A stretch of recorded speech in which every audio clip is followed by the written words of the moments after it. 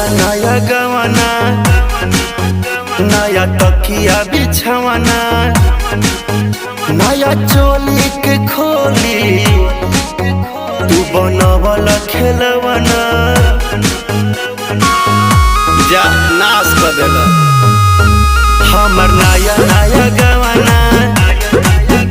नया तकिया बिछवाना नया चोली के खोली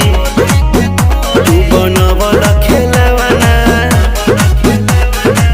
नया नुहर जानी बनी एक चोर राजा तेरा कमर बड़ा तोड़ राजा तानी जाई ना बहरिया टूटता बदन